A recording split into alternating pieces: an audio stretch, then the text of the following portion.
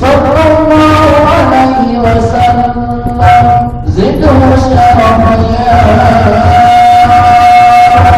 ya Rabbi wa karama wa tazima wa rifatan wa mahabatan wa birra wa radiyallahu tabaraka wa ta'ala anzal al-fahr al-'ali wal-qadr al-jali sadatina wa himmatina wa mawalina bi badri wa husna wa amin wa بنية صحابة وقرابة رسول الله صلى الله عليهم وعليهم أجمعين والحمد لله رب العالمين. أعوذ بالله من الشيطان الرجيم. إياك نعبد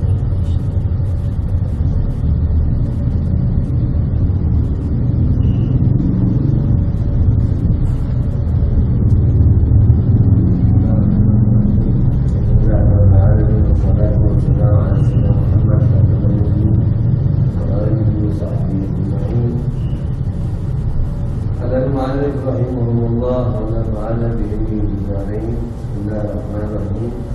Qul innal huda hudallah.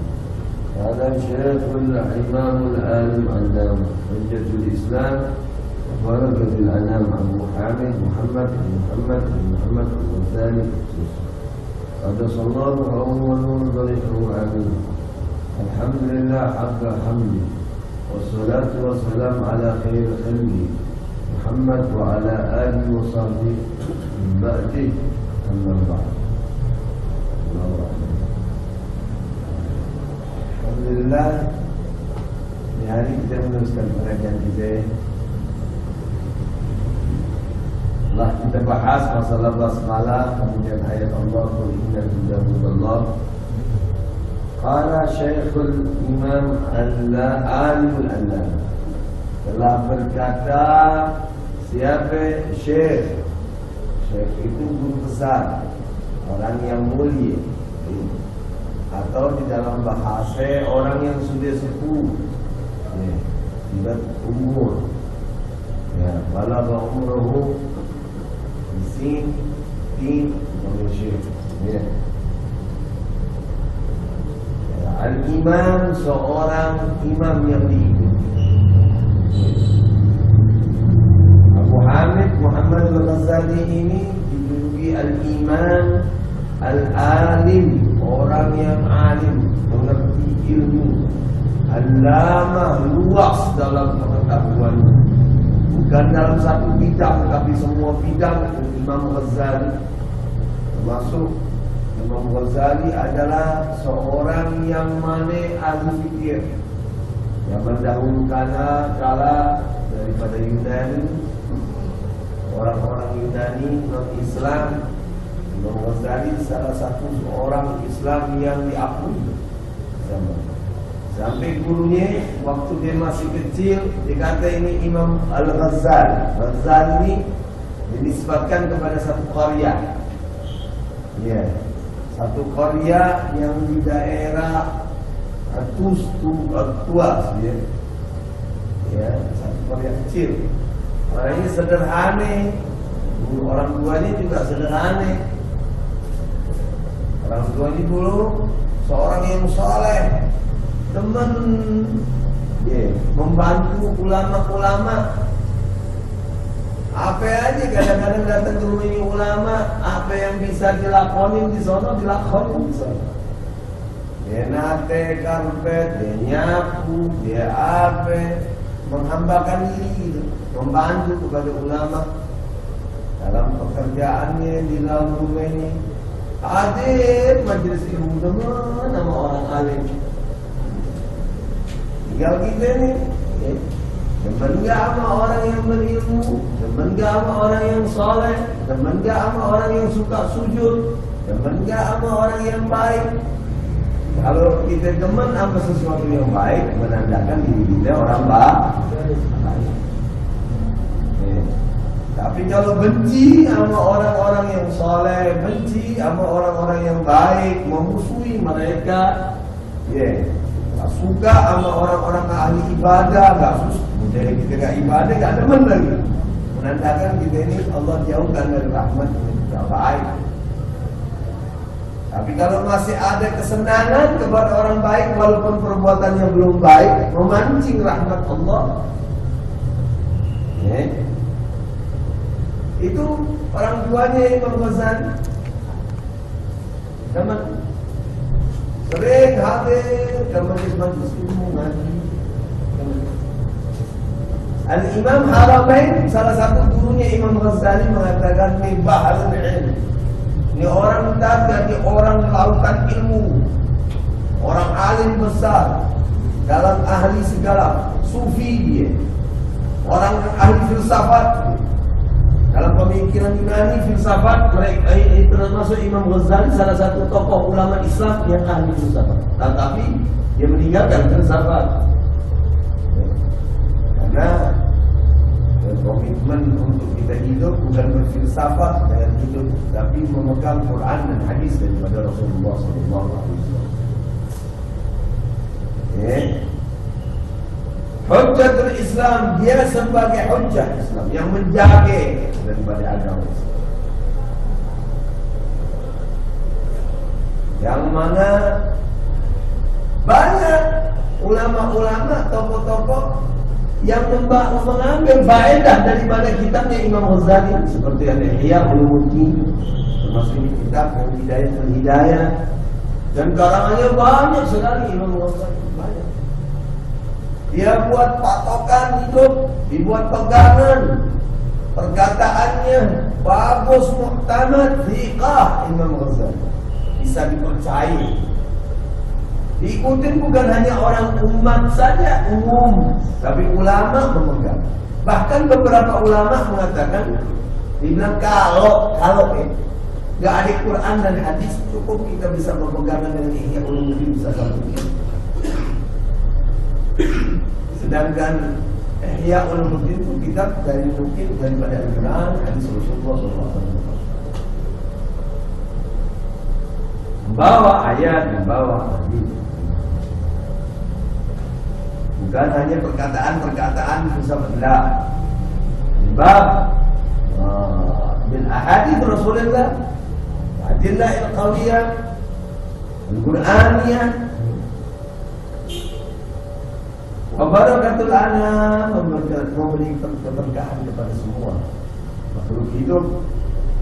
Abu Hamid, itu kunyahnya.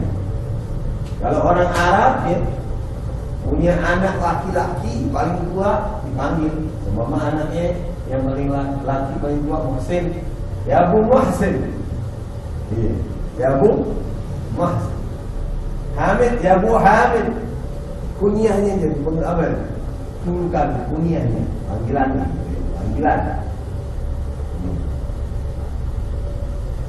Kalau Ali, ya Abu Ali, ya Abu Hamid, ya Abu Mahmud, ya Abu Haris, ya Abu Muhammad. Abu Muhammad. Kalau Indonesia bilang bapaknya Ali, bapaknya Haris. Panggilan daripada nama anak. Namanya seumpama Yanto, punya anak siapa? Budi. Pak Budi, panggilnya Pak Abu. Bapaknya Budi, maksudnya gitu ya, kemiahnya. Kenapa? Karena kebiasaan di Arab itu dunianya dinamain pakai anak laki, anak perempuan kan. Karena dia anak laki itu tafakhar, gembira dengan anak laki keturunannya dia. Dikata seorang laki-laki dia hidup, dikata mati. Ini orang mati kenapa enggak punya keturunan laki-laki? Ya, punya keturunan mati, hidup dan mati. Besok meninggal nggak ada yang sebut lagi namanya. Kalau anak perempuan udah ikut sama suami, ikut suami. Nah, kalau orang laki Enggak, tetap sampai Salim bin Muhsin bin Soleh, kakinya masih sebut. Karena nasab daripada laki-laki. Nah, ini seorang kunyah Abu Hamid. Dan kebiasaan Arab kunyah itu di apa namanya, fakhriyahnya gitu. Kebanggaannya gitu. Kalau punya anak laki, anak perempuan kurang diomelin ya. Apalagi zaman jahiliyah, zaman dahulu kala, ya kadang-kadang orang perempuan dibuat apa ya? Kayak budak gitu. Suruh cari duit, lakinya duduk. Suruh cari duit, lakinya duduk. Wakana Sayyidina Umar radhiyallahu anhu juga masih belum muslim, belum Islam dia. Pernah satu masa dia udah Islam, duduk, teringat anaknya nangis dia. Habis nangis, dia ketawa. Ditanya sama temennya, sama sahabatnya Sayyidina Umar, mana kata-kata summa tadhab.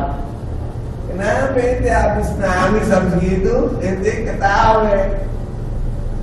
Sayyidina Umar jawab,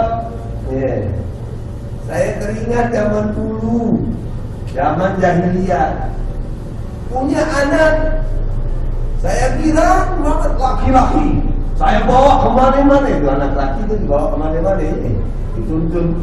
Saya kalau anak laki bawa ke masjid, pengajian, mana-mana dikenalin. Bawa kemana-mana. Zaman dahulu dibawa apa? Dibawa berburu oleh Sayyidina Umar. Sakhra, padang pasir. Dia berburu, dia apa? Dilihatin, suruh dikenalin Hasan Ghazali. Ini apa namanya? Ghazal, apa namanya? Husain. Singe, dikenalin sama Sayyidina Umar. Satu masa sama istrinya dipakai laki-laki, pakaiannya lah laki-laki. Anaknya perempuan dikasih pakaian laki-laki. Pakaian laki-laki dia aja sama Sayyidina Umar pergi. Tahu-tahu begitu dia mau buang air kecil dibuka pakaiannya, nggak tahu perempuan bohong begini, nggak ada lagi. Ditanam hidup-hidup, namanya orang zaman dulu. Anak perempuan kurang disukai, ditanam hidup-hidup. Itu orang saking kesal itu ya, orang yang kesal. Nyesel dulu zaman kafir, zaman jahiliyah, perbuatannya nggak bagus, nangis gitu. Marah dengan Allah. Kemudian dia ketawa. Nah, itu kenapa ketawa? Lima. Ya. Kenapa dia ketawa? Sayyidina Umar jawab, dulu waktu masa aneh masih jahil, kafir, jahiliyah, itu mau pergi keluar kota berdagang, nyembahkan berhala, punya bekal roti dibikin kayak apa berhala itu Tuhan Ubal namanya atau apa Lata Uzza gitu ya, zaman dulu ya, zaman Nabi Muhammad. Ambil patungnya ada masing-masing namanya patung. Jadi dia bawa bekal apa? Roti bentuknya bentuk patung. Begitu sampai di pagi hari, ya, dia sembah tuh patung. Dia sembah, Tuhan. Dia ngomong ke Tuhan. Begitu dia lapar, perutnya dipotes, palanya dimakan. Karena kan dari apa namanya? Dari roti. Dipotes makanya dimakan. Tapi sebelah lagi tangannya lagi lapar, dimakan lagi. Dia ketawa, Sayyidina Umar, begitu bodohnya aku, sehingga Tuhan yang aku sembah, aku makan ada dalam perutku. Sayyidina Umar radhiyallahu anhu. Itu cerita cerita zaman jahiliyah seorang anak laki-laki dan anak perempuan. Datang Nabi Muhammad sallallahu alaihi wasallam bersabda dalam hadis, "Ad-dunya mata' wa khairu mata'iha mar'atun salihah." Dunia ini perhiasan, ya, dipandang enak. Hiasan. Sebaik-baik hiasan al-mar'atu salih, seorang perempuan yang salihah. Ya. Coba kalau orang punya wanita istri yang salihah, sama suami, berbakti sama suami, ibadah sama Allah Ta'ala, tak pernah usai, ngerti keadaan dunia. Ingat, senang tak? Nggak ngerong-ngerong. Coba kalau punya bini nggak saleh, badai enggak kesel gitu. Nah, akhirat berat gara-gara dia. Udah gitu ngerong-ngerong, tetangga beli televisi baru, ya, 35 in atau 40 in atau 60 in, dia minta beliin. Nggak ngerti, nggak punya duit. Bang, ini itu ngambek, malu, berantem, macam-macam. Tanya lagi nanti, nggak tahu ini, nggak ngerti ini. Susah. Nih, saya mau ke dokter kecantikan. 1,5 juta.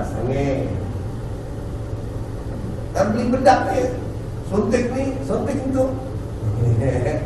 Lagi nyari duit gajinya 9 juta. Habis sama perawatan doang. Nggak mau tahu, pokoknya belanja gue 20 juta. Nggak mau tahu perempuannya. Dapat dari mana? Tahu. Kadang-kadang bikin perusahaan dalam perusahaan. Iya, yang mestinya kagak boleh tuh dalam syariat. Ya, kan namanya khianat. Bikin perusahaan, kita kerja digaji, tapi kita bikin perusahaan, orderan perusahaan kita alihin ke perusahaan kita.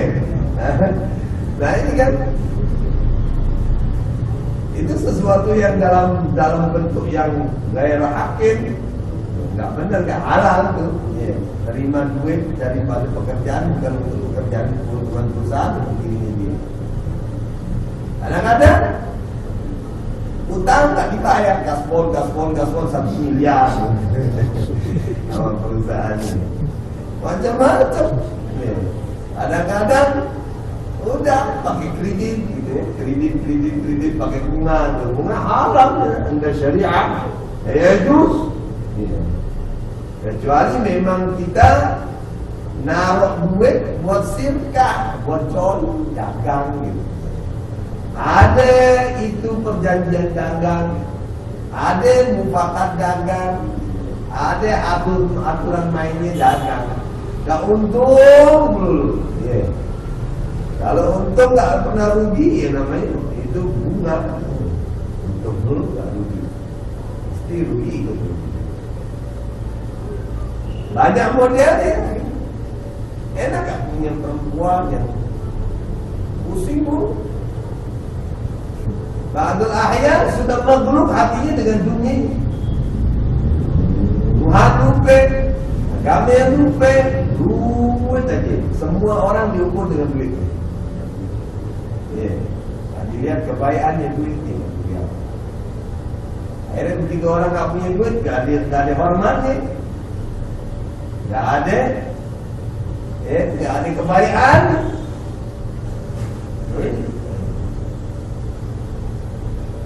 Ayuhal ikhwan, zaman dulu jangan balik lagi tuh, zaman jahiliyah jangan balik kita. Islam mengajar, Rasulullah SAW ngajarin yang bagus. Dunia mata, akhir mata ihamar atusal. Tenang. Punya duit, gak punya duit tentrem, gak pernah berantem. Nikmat, paling sayang. Gak ada yang lebih baik. Mobil nyenengin, tapi istri yang salihah lebih nyenengin. Rumah bagus, cantik, nyenengin. Tinggal enak, tenang. Zaman pakai AC. Sekarang aja masjid semua pakai AC. Masjid dulu nggak ada AC, sekarang semua pakai AC. Nggak tahan panas. Gimana di akhirat? Sabar ala ta'at termasuk daripada hawa cuaca ini. Sabar dalam ketaatan kepada Allah derajatnya tinggi. Termasuk apa ya? Cuaca ini juga. Boleh-boleh aja. Kalau mau istilahnya mau, yang penting jangan sampai nyusahin gitu ya, jangan sampai nyusahin. Semua sekarang sudah serba canggih, serba bagus. Jangan sampai merusak daripada inti daripada agama.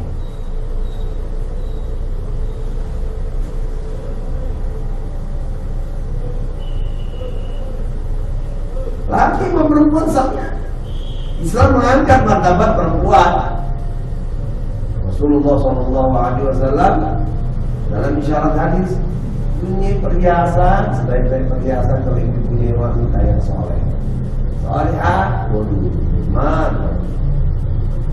Lihat aja Rasulullah punya istri sama Siti Khadijah. Iya, salihah. Nama Rasulullah dijagai. Ketakutan diselimutin,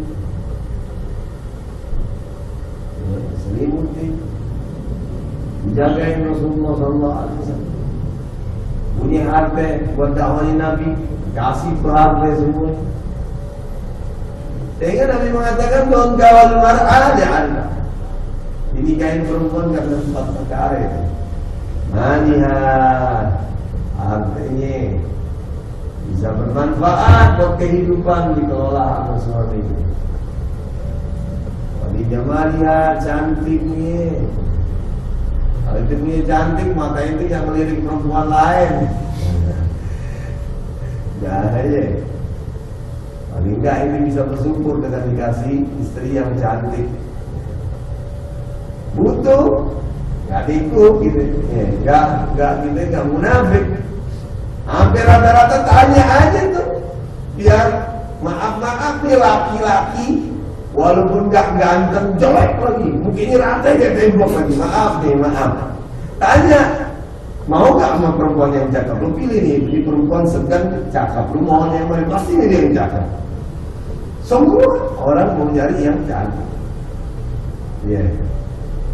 Kaya, cantik, wali hisabiha, kata Rasulullah. Nasabnya orang baik-baik, orang bagus, keturunan bapaknya orang bagus-bagus. Wali diniha, agama ini fakfar bidadi dinihi kalimat sudah. Boleh kita memilih, diberi hak oleh agama mencari yang bagus, yang sempurna buat kita. Rasulullah SAW kan derajat perempuan yang dulu diambangkan oleh Islam. Bahkan laki dan perempuan tidak ada beda, hanya beberapa perbedaan saja. Perempuan bahkan kalau kerja lebih teliti dari laki-laki. Kalau laki-laki simpel aja gitu. Dan perempuan teliti, sehingga telitinya nggak punya komitmen dia. Makanya nggak dijadiin sebagai pemimpin. Kalau perempuan jadi pemimpin habis berantakan, balik-balik nih. Iya. Sifat lelaki itu simpel. Enggak terlalu teliti. Kadang-kadang terlalu teliti. Nih. Tak dia pikirin lagi, berubah lagi. Dia pikirin dulu, dicari tahu lagi, berubah lagi. Berubah. Makanya kalau di dalam saksi perempuan itu 2, laki 1 bandingannya. Kalau dijadiin saksi, laki 1 bandingannya perempuan 2. Kenapa? Kalau dia berubah, ada yang menguatkan. Rasulullah bersabda apa?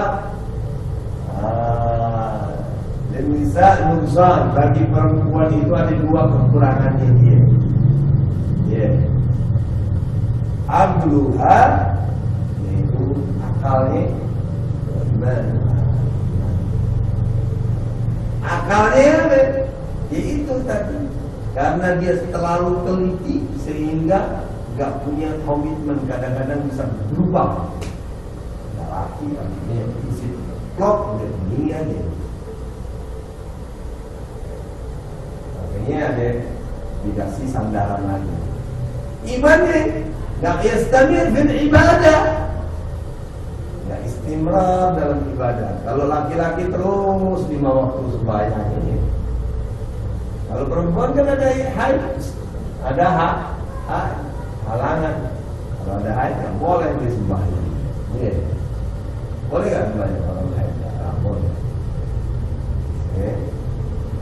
Dan tidak mengqadha.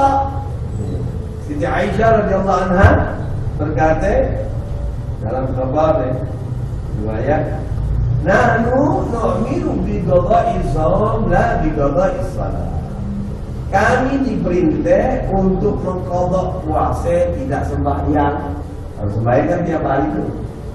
Kalau ada halangan enggak diqadha. Tapi kalau puasa setahun sekali. Kalau pas begitu ada halangan diqadha, mesti bayar dia. Ada kekurangan. Kekurangan perempuan iman dan akal. Tapi Rasulullah SAW mengangkat martabat perempuan dan zaman jahiliyah sama dalam fisikly sama. Dia punya akal, kita punya akal. Dia punya mata, kita punya mata. Dia punya telinga, kita punya telinga. Mulut sama, cuma jenisnya beda. Ada keterbatasan, dalam ibadah, dalam akliyah. Allah bersabda dalam Al-Quran, "Walaysa dzakaru kal-unsa." Laki-laki tidak seperti perempuan. Beda, kafaannya lebih tinggi. Maka dijadikan imam. Ya, la yasihu shalah khalfal imra'ah. Seorang laki-laki sembahyang enggak sah di belakang perempuan. Perempuan imam, laki makmum enggak sah. Atau khunsa yang mempunyai 2 kelamin dari lahir, makmum, imam perempuan enggak sah. Kenapa? Karena dia bisa jadi laki. Khayal, bisa kemungkinan bisa jadi laki. Kalau boleh enggak sah. Berarti adapun Rasulullah dalam hadis yang lain bersabda, "Al-mar'atu salih khairu min alfi rijal ghairah." Seorang perempuan yang saleh lebih baik daripada 1000 laki-laki yang saleh. Walaupun kita punya jenisnya laki-laki, lebih kafaannya lebih tinggi, tetapi kalau dia saleh, kita kalah karena kesolehannya. Lain lagi kalau laki-laki soleh. Kalau perempuan soleh lebih baik daripada 1000 laki-laki tidak soleh. Dan gimana kalau laki-laki yang soleh itu perempuan lebih daripada ribuan, bukan 1000 lagi, puluhan ribu, ratusan ribu bisa daripada laki-laki yang nggak soleh. Nah kalau perempuan gimana? Nggak tahu jutaan kali. Nah kan kabarnya. Itu takbir Islami, takbir daripada Rasulullah SAW. Yeah.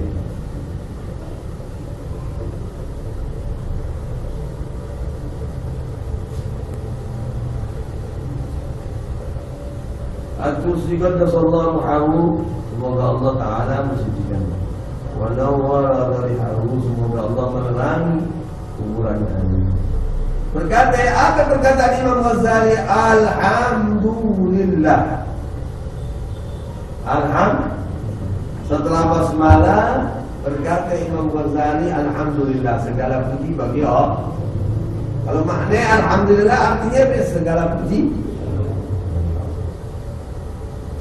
Adapun hadis riwayat dalam tafsir tak kalah turun itu surat Al-Fatihah, surat Alhamdulillah. Berkata Jibril, "Qul ya Muhammad, katakan ya Muhammad, alhamdulillah, faqad syakaraka rabbak."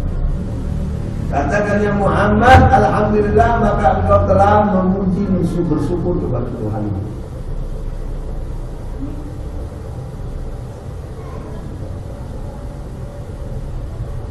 Adapun makna dalam makna alhamdulillah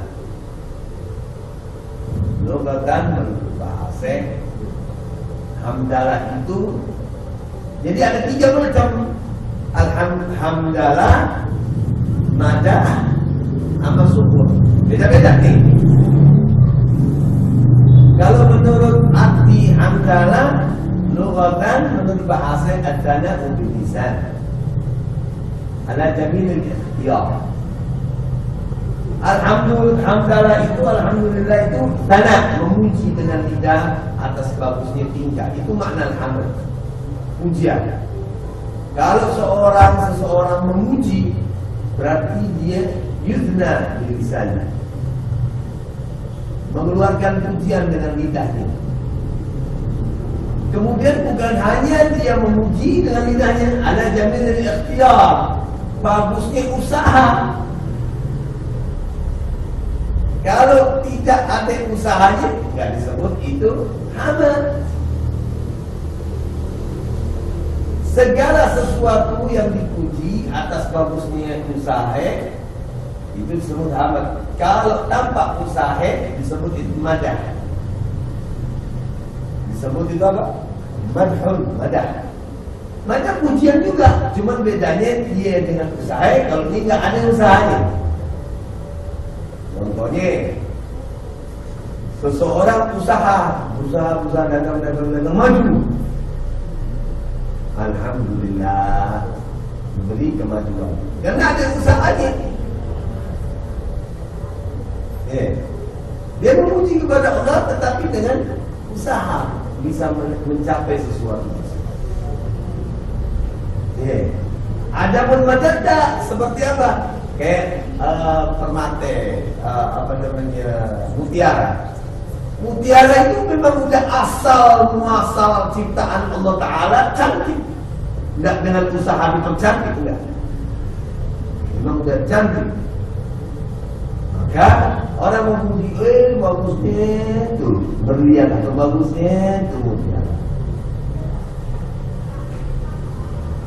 Memang asal kan ciptaannya udah cantik. Disebut apa? Madhun. Tanpa ada usaha. Ada punya dengan usaha disebut apa? Hamd. Kalau ada usahanya disebut hamd. Pujian dengan usaha itu asalnya dengan usaha. Dia memuji sesuatu karena ini bisa menjadi baik karena usaha gitu ya. Seumpama cantiknya orang ini. Ini orang berusaha dipermak jadi cantik. Ini cantik ini. Dia dipuji karena ikhtiar tadi menjadi cantik. Karena ada usaha untuk menjadi cantik. Disebut itu hamd. Kalau nggak ada usahanya menjadi cantik, memang asal cantiknya disebut apa? Itu menurut apa bahasa. Menurut makna hamd, menurut bahasa. Adapun menurut istilah syariah, istilah ulama mengatakan apa? Fi'lun. Hamd itu pujian, makna hamd itu fi'lun, pekerjaan. Yumbi'u an ta'zimil mun'im, yang mana menghasilkan yumbi'u an ta'zimil mun'im, dari pengagungan mun'im yang diberi nikmat, yang memberi nikmat.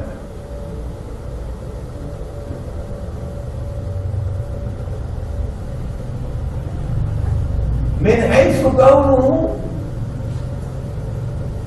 mun'iman ala hamid aw ghairi. Jadi kalau orang yumbi'u pekerjaan yang menghasilkan pengagungan kepada yang memberi nikmat, sehingga nikmat tersebut didapati daripada orang yang memuji atau yang lain. Maknanya kalau inti berusaha mengagungkan daripada yang diberi nikmat tersebut, seperti apa yang kita rezeki, harta, duit itu, harta tersebut diarahkan ke dalam mengagungkan Allah Ta'ala, bukan apa? Bermaksiat kepada Tuhan. Kalau orang syukuran, ayo syukuran gitu ya. Nah, kalau istilahkan kita kan syukuran. Iya. Istilah kita syukuran. Udah, ayo kumpul-kumpul, kasih bir, botol bir, panggil penyanyi dangdut, Inul suruh ngebor. Lihat goyangannya tuh mobil. Apa? Wah, cewek cakep gitu.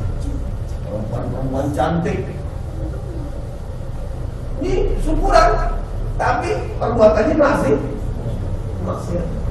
Itu enggak, itu bukan disebut hamd. Kalau disebut hamd, bersyukur, memuji kepada Tuhan, dia dapat rezeki, ingat kepada apa? Kepada orang-orang fakir, tetangga-tetangganya enggak makan, dibagi daripada sebagian harta tersebut orang-orang yang enggak punya, yatim, masjid, bangunannya, anak-anak yang sekolah muslim yang enggak mampu nih. Nah ini disebut hamd menurut istilah. Dan hamd istilah ialah makna syukur lugatan. Hamd istilah itu syukur lugatan. Pemahaman hamd istilah syukur lugatan. Adapun syukur istilah sarafa abdu ala jami'i ma an'ama alaih, menukar hambanya kepada apa yang diberi nikmat. Bisa nggak? Mata, mulut, kuping, dalam satu hal semuanya memuji kepada Tuhan. Ayat ada. Sehingga Allah Ta'ala sebutkan wa qalilun min ibadis syakura, sedikit sekali hamba yang bersyukur. Sedikit yang bersyukur. Ini.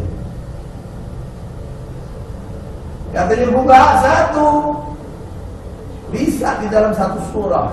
Apa hamlul janazah, kakinya berjalan, lidahnya mengucap Allah, alhamdulillah, tangannya membawa jenazah, pikirannya ingat kepada Tuhan, matanya memandang zikir kepada Tuhan. Ya, artinya ini disebut ala hal sarafa abdu ala jami'i ma an'ama alaih. Dalam keadaan dia seluruhnya itu menukar kepada jami' semuanya ma an'ama alaih, daripada apa yang dinikmati, yang memberi nikmat. Itu syukur istilah. Ada firman Allah yang mengatakan qalilun min ibadis syakura, sedikit hamba yang bersyukur. Dan aulia harus keadaannya selalu di hadratil ilah, dalam ketuhanan. Para aulia selalu zikirnya rutab di zikrillah, qulubuhum hayyun, hidup, ingat Tuhan. Ada beberapa riwayat orang hafal Quran, lidahnya selalu baca Quran. Begitu masuk kamar mandi digigit lidahnya supaya enggak berjalan. Sampai pernah dia tidur terbang begini. Orang dengerin, dia tidur, lidahnya lagi Quran. Subhanallah, barakallah. Itu terjadi, bukan cerita fiktif, terjadi. Karena terbiasanya saraf itu mandi Quran.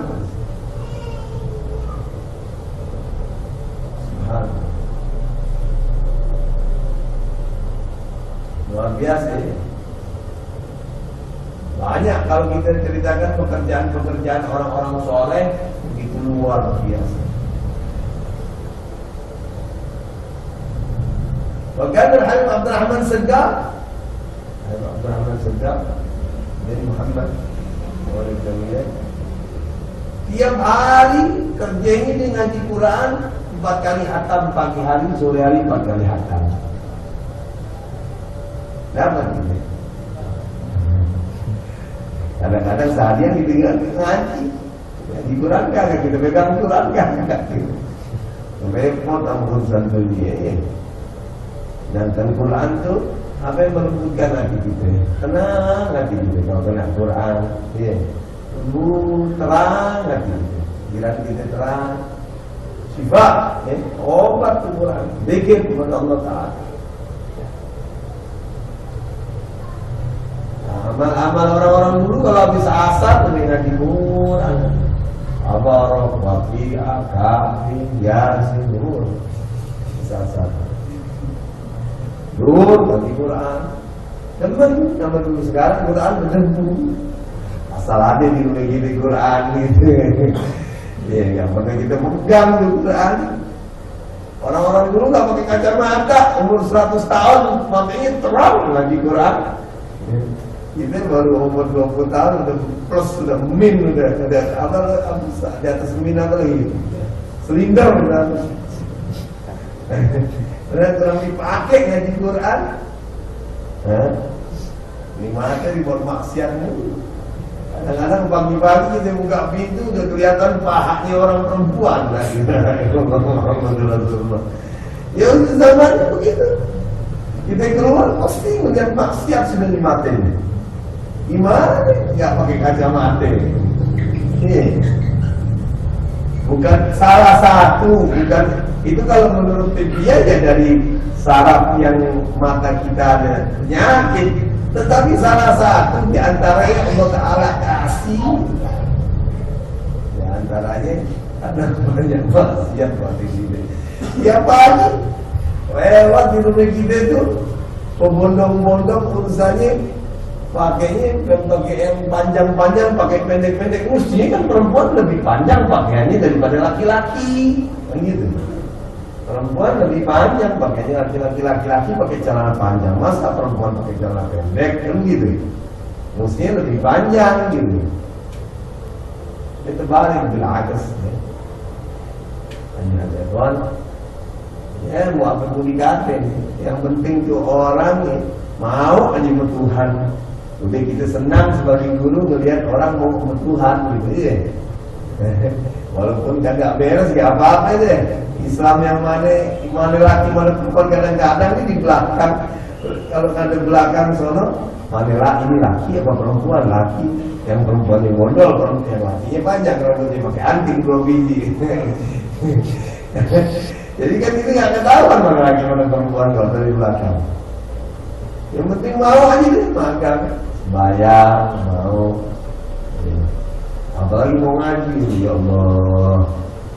Sampai satu sahabat Rasulullah SAW mengatakan, nahnu fis zaman, kami ini di dalam zamannya Nabi fi ahad Rasulullah, dalam zamannya Rasulullah SAW punya ilmu 10 bagian. Ya. Diambil 1/4-nya kita nggak amalin. 9 bagian 1/3.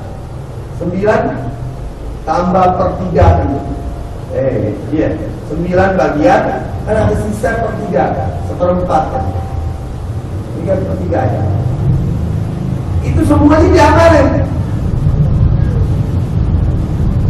1/4 doang nggak diamalin.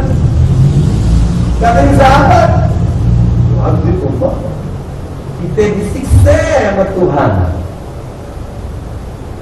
diancam, disiksa celaka. Kemudian sahabat tersebut mengatakan, kuntum fi zaman, katanya. Itu mereka tabi'in. Ini sahabat, kakinya kan kita jauh pada Nabi Muhammad, jauh. Lain sahabat ngomong sama tabi'in. Kalau ketemu sama Nabi sebut sahabat, kalau nggak ketemu tabiin. Ketemu sama sahabat, tabiin nggak ketemu sama Nabi. Ini ketemu sama ketemu tabiin. Ya. Itu juga apa? Kuntum fil zaman. Sahabat ngomong sama tabiin nggak ketemu Nabi. Kalian di dalam satu zaman punya ilmu 10 bagian. Tadi 9 bagian apa sepertiganya diamalin, seperempatnya nggak diamalin, disiksa sama Tuhan. Sekarang dikata apa? Kuntum fis zaman. Kunna, kita para sahabat semuanya taat ala taat kepada Allah Subhanahu wa taala. Ente nih tabi'in kuntum fis zaman, punya 10 ilmu bagian, ilmunya ada 10 bagian. Seperempat daripada 10 ente amalin, yang 9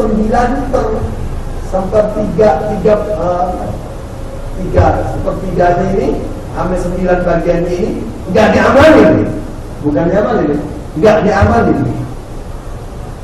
Kamu telah beruntung. Nah bagi kita mau sembahyang juga alhamdulillah, alhamdulillah. Sampai begitu. Mudah-mudahan ini jalan untuk apa ya? Supaya kita bukan kita melemahkan ibadah kita, enggak ya, enggak boleh lemah dengan perkataan ini, mesti tambah getol gitu. Tasabul khairat. Cuman paling enggak tuh istilahnya ada keringanan, begitu banyak fitnahan, begitu banyak kesibukan, begitu banyak cobaan, begitu banyak macam-macam, masih kita bisa ibadah kepada Allah Ta'ala luar biasa. Itu kudu dikasih apa? Dikasih tekenan. Jangan kita banyak menuntut. Kita jangan banyak menuntut, tetapi menghimbau kita boleh. Ayo, ayo. Tapi menuntut. Sampai ada kata begini, ada pepatah begini, ada seseorang kata begini. Kita ini manusia, tempat dosa dan tempat lupa, tempat salah. Lupa dan tempat dosa. Dikata begini, jangan takut dengan dosa. Loh, orang takut dosa, ini gak boleh takut dengan dosa. Ini gimana ini? Ini perkataan, coba kalau kita pikirin. Jangan takut dengan dosa. Jangan berbuat dosa. Gak berhenti di situ, jangan takut dengan dosa. Jangan takut, maknanya jangan takut dengan dosa. Kita tempat salah dan lupa, mesti ada dosa. Yang dimau Tuhan rujuk, taubat kepada Allah Ta'ala. Jangan berbuat dosa, usaha. Kalaupun berbuat dosa, manusia punya kesalahan, buru-buru kita kembali kepada Tuhan. Itu yang Allah Ta'ala harapkan. Itu yang orang-orang soleh harapkan. Itu syariah mau. Yang Allah Ta'ala ancam, nggak mau merasa berdosa dan nggak mau kembali kepada Tuhan. Allah ancam. Itu bisa. Jadi baru bahas alhamdulillah. Ada hamd, nanti ada aqsamul hamd, ada arkanul hamd, ada ahkamul hamd. Hukum hamdalah, kemudian berapa bagian hamdalah dibagi ada berapa? Ada berapa rukun hamd, ada apa yang berapa rukun? Bisa berdirinya hamd itu ada berapa rukun? Memuji kepada Tuhan itu ada berapa? Bisa dikatakan ini pujian dan berdiri. Sandal di depan ini. Allahu a'lam. Al-Fatihah.